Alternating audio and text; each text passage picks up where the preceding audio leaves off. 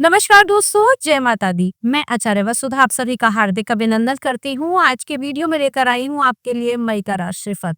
जी हाँ, धनु राशि वालों, कैसा रहेगा ये राशिफल? अभी अभी शनि की शुरू हुई ढैया और साथ ही साथ अब देवगुरु बृहस्पति जो कि आपके राशि स्वामी है, राशि परिवर्तन करने वाले हैं, तो काफी कुछ चेंज होने वाला है। वीडियो को अंत तक जरूर देखिएगा। सबसे पहले बात करते हैं हमेशा की तरह आपकी हेल्थ के बारे में। लंबे समय से धनु राशि वालों को पेट से निचले हिस्से में या फिर पेट से जुड़ी हुई समस्याओं का सामना करना पड़ रहा था, जिसमें हम कहें तो आपको कहीं ना कहीं फैट भी बहुत पड़ रहा था, आर्टरीज में ब्लॉकेज आ रही थी। तो अब थोड़ी सी राहत आपको मिलती हुई दिखाई देगी, क्योंकि कहा जाता है देवगुरु जहां बैठते हैं वहां के फलों को बढ़ा देते हैं। तो जब रोग भाव में बैठे तो रोग को बढ़ा दिया, लेकिन अब 14 मई से देवगुरु बृहस्पति का जैसे ही राशि परिवर्तन होगा तो परिस्थितियों में पहले से सुधार आएगा और आपको पेट से जुड़े हुए रोगों में भी राहत मिलेगी। जिन लोगों को पहले से कुछ भी हेल्थ के इश्यू चल रहे थे उसमें थोड़ा सा रिलैक्स मिलता हुआ दिखाई देगा। अब बात कर लेते हैं आपकी वेल्थ के बारे में, क्योंकि हेल्थ के बारे में बात करेंगे वेल्थ की। कुंडली के दूसरे भाव से इसका निर्णय करते हैं, और अगर हम देखें तो कहीं ना कहीं धन के भाव के सोने आपके सुख के भाव में आ रहे हैं। पैसों का सुख प्राप्त होगा, रुका हुआ धन मिलेगा, माता का स्नेह प्राप्त होगा, और सबसे बड़ी बात यहाँ पर आप लोग अगर कोई बड़ा इन्वेस्टमेंट कर रहे थे और उसका कोई रिजल्ट आना था तो इस आने वाले माह में आपको वो देखने को मिलेगा। साथ ही साथ अगर मैं ये कहूँ कि इस समय में कोई बहुत बड़ा इन्वेस्टमेंट कभी नहीं करना है। इन्वेस्टमेंट कब करना है? 18 तारीख के बाद में, क्योंकि अभी यहाँ पर सुख के भाव में शुक्र, राहु, बुध और साथ ही साथ चल रहा है इस समय शनि का गोचर भी। तो थोड़ा सा चीजों को रिलैक्स करके फिर इन्वेस्टमेंट कीजिएगा, तब ज्यादा बेटर रहेगा। अब बात कर लेते हैं आपके रिलेशनशिप के बारे में।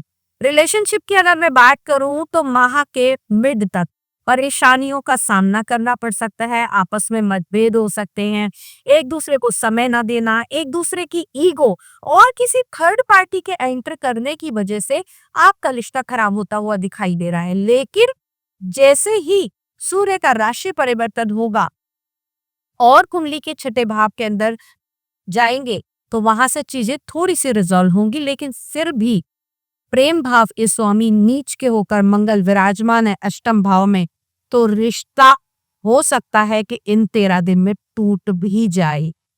तो इन सब से बचने के लिए मंगल के उपाय आपको निश्चित तौर पर करना चाहिए। छोटे बच्चों को मीठा अवश्य दान करना चाहिए। जिन लोगों की लगन राशि धनु है वो इस समय में मूंगा भी धारण कर सकते हैं। अब बात करते हैं आपके वैवाहिक जीवन की। वैवाहिक जीवन की अगर मैं बात करूं तो बुध अभी नीच के चल रहे हैं। जीवन साथी के साथ मतभेद, उसकी वाणी के कारण आपसे अलगाव और कहीं न कहीं पार्टनरशिप में भी परेशानियां इस समय देखने को मिलती हैं। इस समय आर्ग्यूमेंट बहुत ज्यादा हो सकता है आपके रिलेशनशिप में, और जिन लोगों का पहले से रिलेशनशिप खराब चल रही थी और स्थिति खराब ना हो उससे बचने के लिए विघ्नहर्ता श्री गणेश जी की उपासना और साथ ही साथ गणेश जी के मंत्रों का जाप आपके लिए लाभकारी रहेगा। अब बात कर लेते हैं आपके करियर की, आपकी जॉब की, आपकी फैक्ट्री की, आपके बिजनेस की। कुंडली के दशम भाव से इसका निर्णय करते हैं, जहां पर केतु विराजमान है। लंबे समय से बार बार पैसा आ रहा है, 10 की आपने चाह करी है, 6 ही मिलता है। बार बार चीजें आ रही हैं, जॉब का प्रपोजल आ रहा है लेकिन आके लास्ट मोमेंट पर रुक रहा है। कुछ चीजें फाइनल होनी है वो हो नहीं पा रही। डील हो रही है लेकिन क्रैक नहीं हो पा रही। बाहर जाना है, टेंडर ओके हो गया, काम ओके हो गया, लेकिन जाना नहीं हो पा रहा। तो ये सारी चीजें आपकी रिजॉल्व होंगी। कब होंगी भाई? 18 मई के बाद में। और साथ ही साथ इस बार आपको मई के महीने में करना है एक महा उपाय।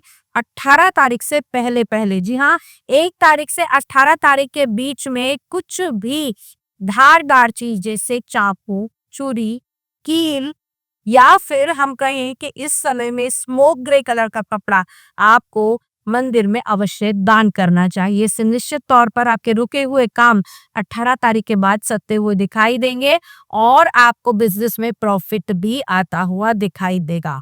ये तो ओवरऑल प्रिडिक्शन है दोस्तों ग्रहों के अनुसार, लेकिन हर व्यक्ति के अपने अलग कर्म, अलग ग्रह दशा और साथ ही साथ अलग ग्रह नक्षत्र हैं। यदि आप व्यक्तिगत रूप से अपनी कुंडली का विश्लेषण कराना चाहते हैं तो स्क्रीन पर दिए हुए नंबर पे हमसे संपर्क कर सकते हैं। आज के वीडियो में इतना ही। अगले वीडियो में फिर से मुलाकात करती हूँ। तब तक के लिए जय माँ भगवती।